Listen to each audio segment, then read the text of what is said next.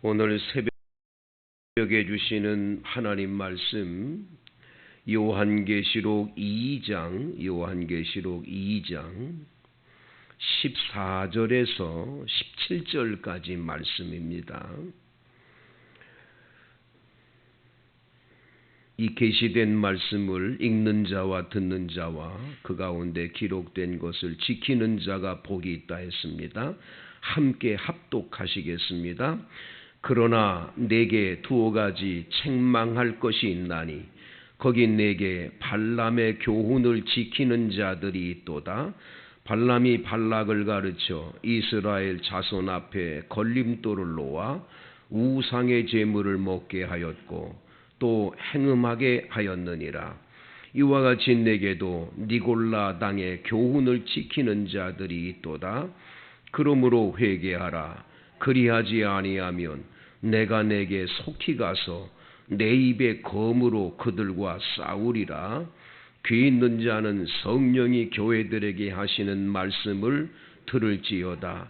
이기는 그에게는 내가 감추었던 만나를 주고 또 흰 돌을 줄 터인데 그 돌 위에 새 이름을 기록한 것이 있나니 받는 자 밖에는 그 이름을 알 사람이 없느니라.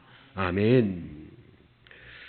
이 버가모 교회는 순교자 안디바가 있었고 아주 사탄의 권자가 있는 그런 도시 안에 세워진 교회인데도 믿음을 저버리지 않고 아주 예수님을 잘 믿는 교회였는데 이렇게 칭찬받은 이 교회가 오늘 14절에 보니까 오늘 성경 14절을 보세요. 그러나 내게 두어 가지 책망할 것이 있다라고 말씀하세요. 두어 가지 책망할 것이 있다. 이 두어 가지 책망이 여기 정확하게 기록이 되어 있어요. 첫 번째는 내게 발람의 교훈을 지키는 자들이 있다고 말합니다. 여러분 민수기서에 보면 이 발람이라는 사람은 선지자예요. 그런데 발락이라고 하는 왕이 저 지금 이스라엘 사람들이 저렇게 광야에 오면서 바산 왕 옥을 죽이고 저들이 와서 보니까 소가 풀을 뜯어 먹듯이 어느 나라든지 거치기만 하면 이스라엘과 전쟁에서 이긴 나라가 없는 거예요. 그러니까 네가 선지자니까 산 위에 올라가서 이스라엘 백성들을 바라보면서 저주를 해달라고 부탁을 해요. 저주. 선지자가 이스라엘을 향해서 저주를 하라. 그런데 여러분 저주를 하러 가려고 그럴 때 하나님이 나타나셔서 발람아, 저 이스라엘 백성을 저주하면 안 된다. 절대 저주하면 안 된다. 이 백성은 내가 특별히 각별하게 선택한 하나님의 자녀들이니까 절대 저주하지 못하게 하나님이 막으시는 거예요. 그래 안 갑니다. 근데 발락은 계속 신하들을 보내가지고 회유를 하는 거예요. 뭐라고 회유하냐? 내가 당신을 높여주고 내가 많은 당신에게 은금 폐물을 줄 테니까 이거 받고 꼭 해달라고 계속 회유를 하는데 그러면 끝까지 안 가야 되는데 발람은 이 돈과 이 높은 자리 명예가 너무 귀한 거예요. 그게 따라간다니까요. 따라가는데 나귀가 가다가 갑자기 이쪽에는 벽이 있고 이쪽은 밭이 있는데 나귀가 가다가 갑자기 가지를 않고 그냥 앉아 있는 거예요. 지팡이로 때리는데도 안 가는 거예요. 나중에는 일어나 매를 맞으니까 가다가 이 밭으로 가야 되는데 옆에 있는 담으로 가가지고 다리를 이 담에 다 이렇게 쓸려가지고 아프도록 만드는데 안 가는 거예요. 끝까지 그러는 거예요. 이래 매를 때리는데도 계속 그러더니 나중에 이 나귀가 입을 열어 말을 하는 거예요. 사람처럼 말을 하는 거예요. 뭐라고 말하냐면 내가 언제 주인님을 한 번이라도 주인님 명령에 어긴 적이 어디 있냐? 한 번도 없다라는 거예요. 그런데 왜 지금 나를 때리냐? 그러면서 눈이 딱 열려져 보니까 앞에 천사가 칼을 들고 있는 거예요. 그냥 갔다간 죽는 거예요. 그러니까 나귀가 죽을까봐 못 가고 그랬던 거예요. 이 나귀의 입을 열어 말을 들었는데 끝까지 이 발람은 안 가야 되는데 가지 말라고 주님이 천사를 통해 그랬는데도 끝까지 나중에 가는 거예요. 가가지고는 그래도 하나님께서 하지 말라고 그러니까 제단을 쌓아놓고는 이스라엘을 저주하지를 못하고 이스라엘은 복된 나라라고 선포를 하는 거예요. 발락이 화가 나가지고 그치라고 당신 지금 왜 저주를 하랬더니 자꾸 복을 빚냐고 야단을 합니다마는 할 수 없는 거예요. 하나님이 못하게 하시는 건 못하는 거지요. 돌아왔어요. 돌아온 다음에 이 발람이 어떤 짓을 하냐? 이스라엘을 이길 수 있는 길이 있다라는 거예요. 그게 뭐냐? 남자들을 여자들이 유혹을 하라는 거예요.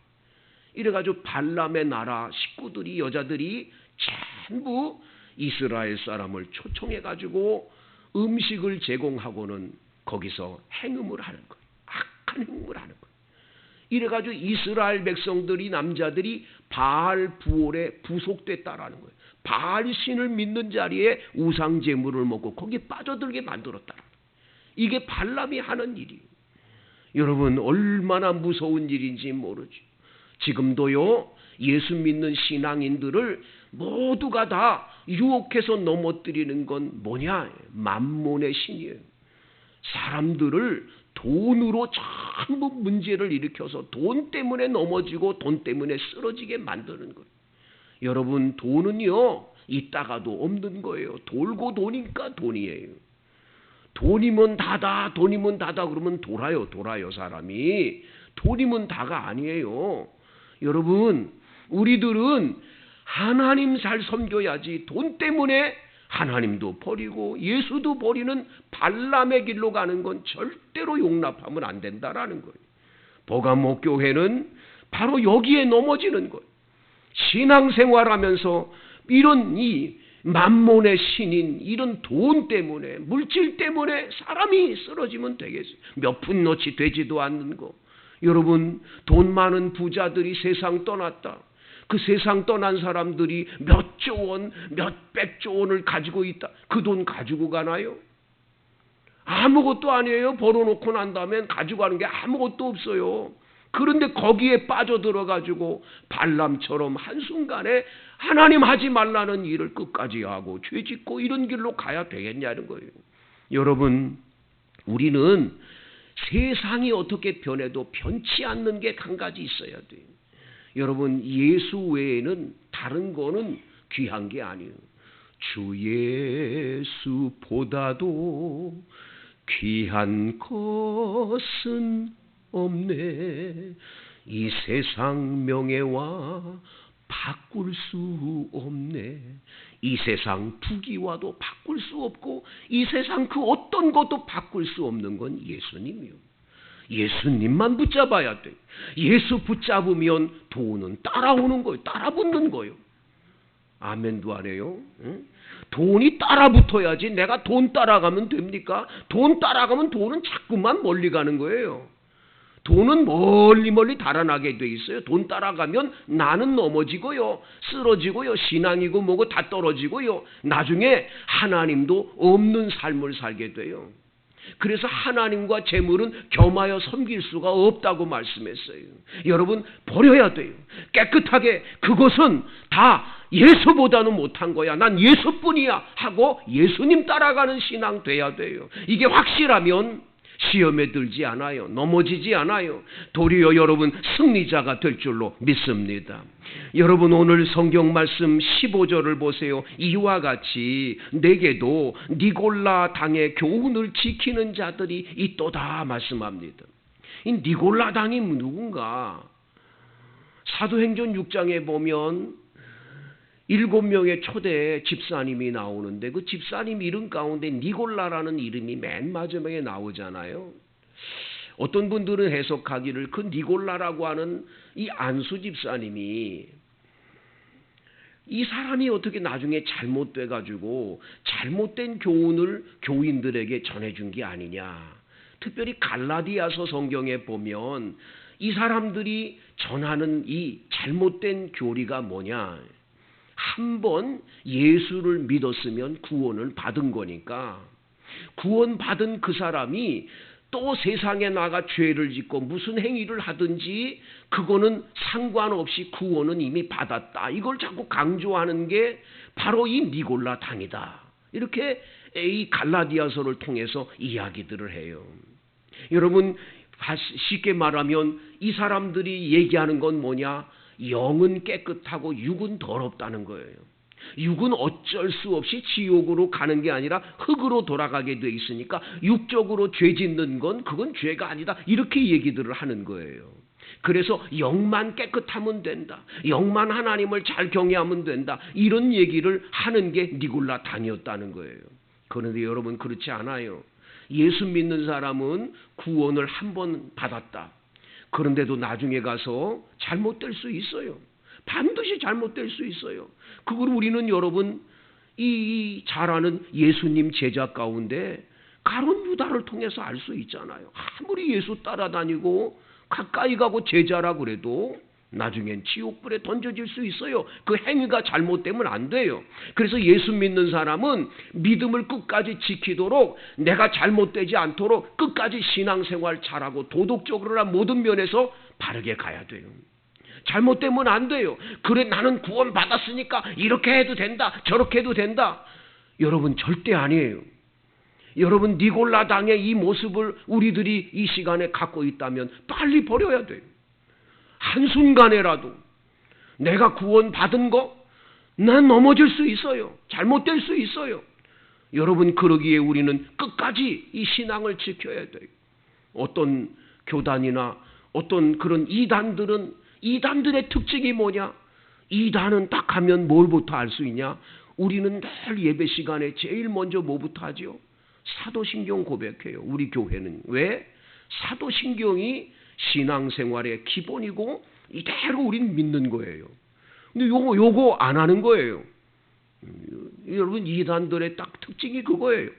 사도신경 안 한다. 요건 이단 한 냄새가 난다. 분명히 나야 돼요. 이게 사도신경 암송이 굉장히 중요한 거예요.